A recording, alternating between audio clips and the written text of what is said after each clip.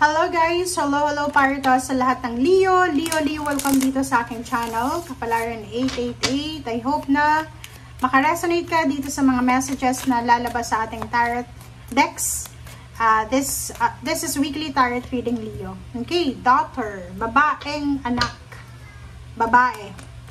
So, Leo, siguro marami kang mga question sa iyong sarili, question sa buhay-buhay, and yung makakasagot niya sa'yo ay yung anak mong babae. Or kung wala kang anak, maybe your sister or pamangkin na babae, niece, parang ganun. So, the answer to your question involves your daughter. So, sinasabi ng barahan na maaasahan mo ang batang to, ang babaeng to, sa kung ano man na desisyon na gagawin mo sa linggong ito.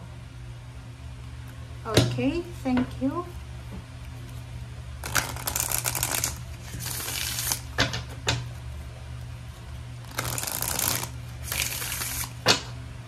Okay.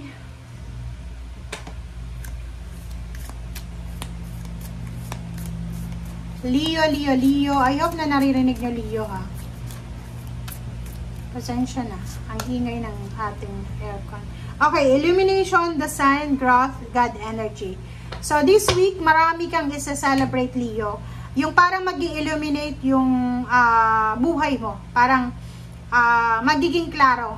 May clarity. Kumbaga, at last, sa wakas, makukuha mo na rin yung liwanag, yung clarity, yung growth. And parang maiisip mo na you are provided. Okay? You are provided, you are guided, you are protected ng ating Panginoon, ng universe. Sobrang happiness, joy, and prosperity itong mararamdaman mo sa linggong ito. Kung makikita mo to, etong dasan na to ay sobrang mainit, fiery, mainit siya.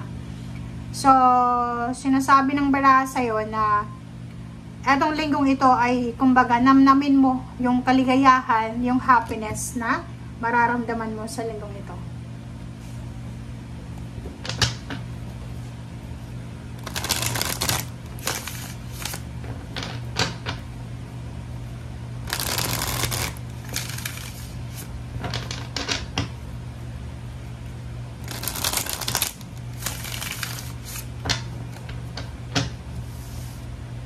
Okay.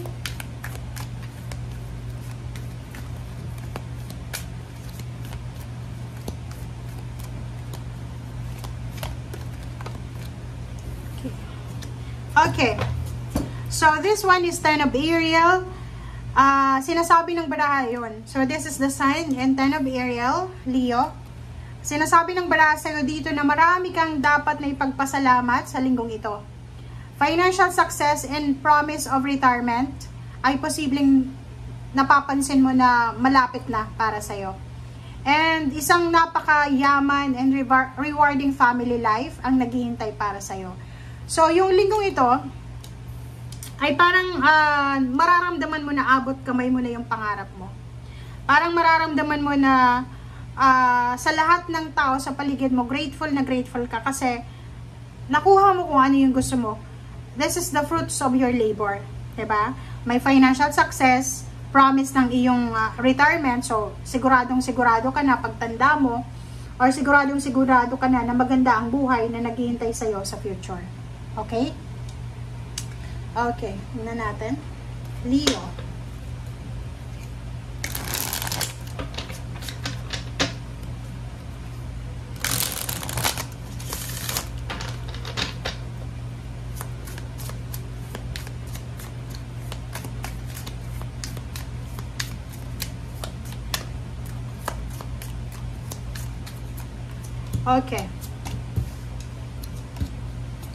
Okay, first, 4 cards tayo sa last deck.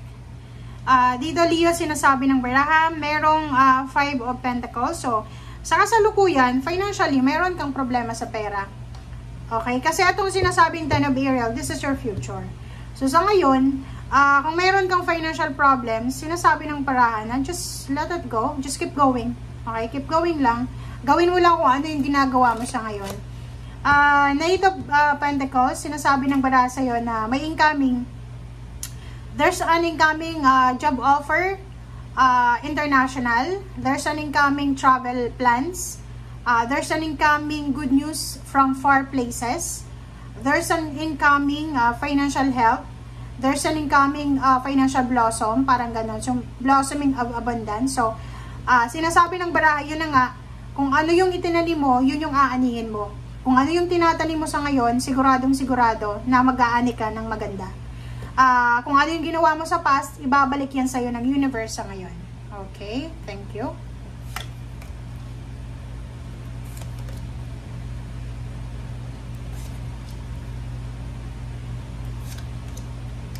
Alright, so dito sa last 4 cards, Destiny. So, sinasabi ng barahan na eto na yung naka-destiny sa'yo, Leo. Kung may matagal ka ng pinapangarap, like kung isa kang business person, nagmamanifest ka ng isang malaking negosyo or kontrata, possible na sa linggong ito, maraming beses na nahang, maraming beses na, like for example, maraming beses na nag-failed yung business mo. Like marami kang binuksan na business na hindi umangat. But now, sinasabi ng barahan na nandito ka na sa 6 of Pentacles. Yung 6 of Pentacles mo dito is nandito na yung victory and success and accomplishment. So, ano yung ibig sabihin yan, Leo? Sinasabi ng baraha sa'yo na yun nga, this is the fruits of your labor, fruits of your tears, diba? Yung luha na iniluha mo, sakripisyo, pagod, puyat, yung pawis na pinagpawisan mo talaga, Leo, andito na. So, sa linggong ito, makakaramdam ka ng, kumbaga, kaginhawahan. Yun yung mararamdaman mo sa linggong ito. Kasi, yung luha na pwedeng iluha mo sa linggong ito is tears of joy siya. Na sobra-sobra kang magiging masaya, magiging grateful ka kasi lahat ng sinakripisyo mo, nagbunga talaga ng maganda. Yung parang, hindi na uwi sa lahat. Tingnan mo to.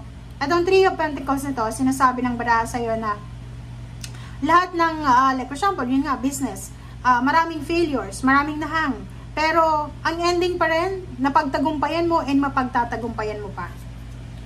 Okay? 2 of Pentacles.